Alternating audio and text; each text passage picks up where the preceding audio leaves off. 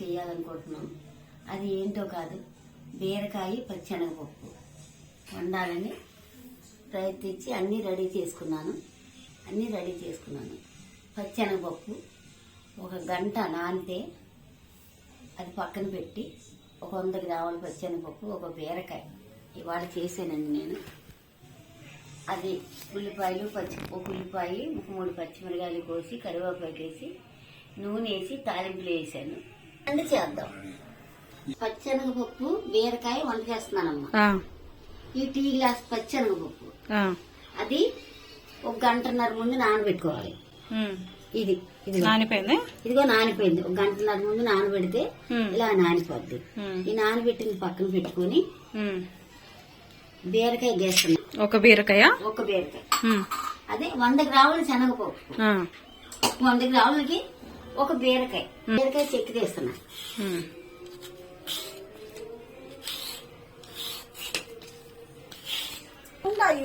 చూడు, బీరకాయ కోసేటప్పుడు తొక్క తీసి కోసేటప్పుడు చేతి చూడాలమ్మా. చేతి చూడలే, ఒక చేతి ఉందనుకో కూర అంతా పడిపోతుంది. చేతి లేదు. ఇగో బీరకాయ కట్ చేస్తున్నా.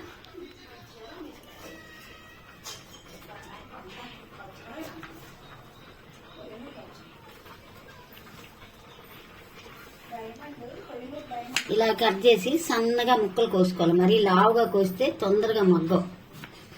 ఇలా కట్ చేసుకోవాలి సన్నగా. ఈ తొందరగా కట్ చేస్తే తొందరగా మగ్గిపోతే మనకు కూడా ముక్క తగలదు కూరలో, మెత్తగా ఉడికిపోతుంది. పచ్చిమిరకాయలు కోస్తున్నామమ్మా. ఎన్ని? 3. పెద్ద ఉల్లిపాయ ఒకటి కోస్తున్నా.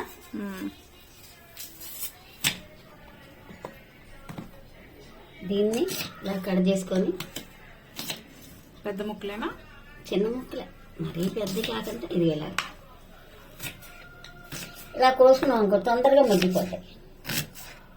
బాగా కోసుకున్నాం అనుకో కొంచెం టైం పట్టింది. ఎలా కోసుకున్నా ఈ పాత్ర దీని మీద పెట్టావమ్మా. కుక్కరే కాలిదే. దాంట్లో నూనె వేయాలి. 1 2 3 నూనె వేడైన తర్వాత ఉల్లిపాయలు పచ్చిమిరకాయలు కరివేపాకు వేయాలి. ఓకే.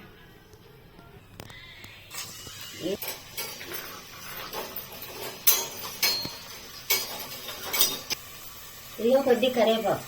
ఓకే. కొద్దిగా అల్లం వెల్లిపాయ వేస్తున్నాను. ఇది వేసిన తర్వాత ఇది బాగా మగ్గిన తర్వాత బాగా మగ్గాలి. వేపుతున్నాను.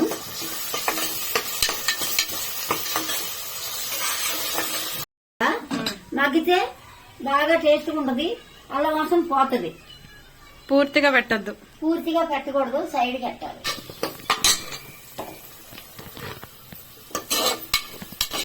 ఉల్లిపాయలు మధ్యపోయినేమో పచ్చెనగపప్పు వేస్తున్నా. ఓకే. ఇది 100 గ్రాములు నానబెట్టింది. 1 గంటన్నర నానాలి. గంటన్నర నానితే తొందరగా ఉడుకుద్ది. అలాగే వేసామనుకో టైం ఎక్కువ పట్టుద్ది. ఉడకదనేం కాదు, అదే నానబెట్టి వేసామనుకో మనకు కొద్దిగా సేఫ్టీగా ఉంటుంది. వేసేది బాగుంటుంది.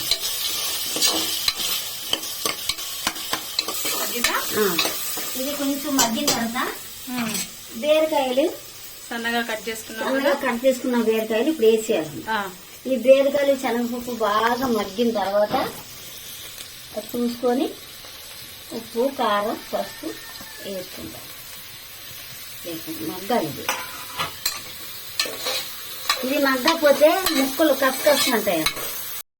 ఉప్పు వేస్తే తొందరగా ఉడకదు శనగపప్పు. ఉప్పు ఒక సగం ఉడికిదాకా వెళ్ళిపోతే శనగపప్పు తొందరగా ఉడికిపోద్ది.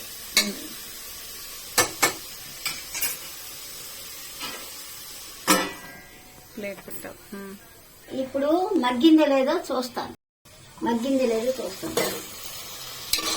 మగ్గుతుంది. ఇంకొంచెం మగ్గిన తర్వాత బీరకాయ ముక్కలు బాగా మగ్గిపోతాయి.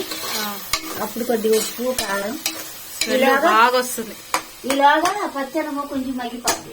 నానబెట్టిన పచ్చనమ్మ ఏం వేయకుండానే కారం ఉప్పు ఇంకా వేయకుండానే స్మెల్ బాగా వస్తుంది. ఇది ఇంకొంచెం ఆవిరి ఉందంటే ఇదిగో ఉప్పుడే సగం మగ్గింది చూడండి. ఇదిగో నానబెడితే మీకు ఇంత సేవ్ అవుద్ది. ఈ ఆవిరికే మగ్గిపోయింది. ఇదిగో నీళ్ళు కూడా ఎక్కువ పోయేది, ఈ ఆవిరిలోనే మగ్గిపోద్ది. నీళ్ళు లేకుండా ఉప్పు కారం కొంచెం నానబెట్టిన పప్పు ఇక మగ్గిపోయింది ఆవిరికి. కొంచెం దీంట్లో చిన్న గ్లాస్ ఉప్పు కారం వేసి చిన్న గ్లాస్ నీళ్ళు పోతే ఉడికిపోతాయి. చిటికెడు పసుపు,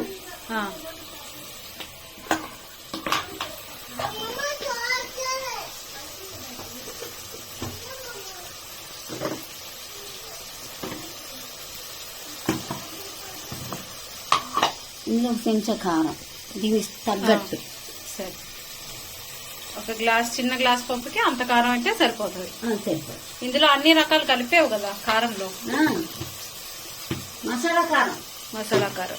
ఇది పచ్చి కారం కాదు, గొడ్డు కారం. మసాలా కారం అంటే ఏమేమి వేస్తారు అందులో? అందులో ధనియాలు, పసుపు, వాముట్లు, ఆవాలు వేస్తారు. ఇందులో కొంచెం ఉప్పు దానికి తగినట్టు.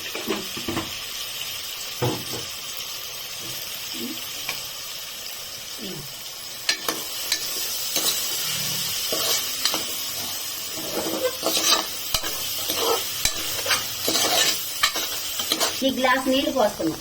ఏ గ్లాసు? ఇదిగో చిన్న పావు సేరు గ్లాస్ తో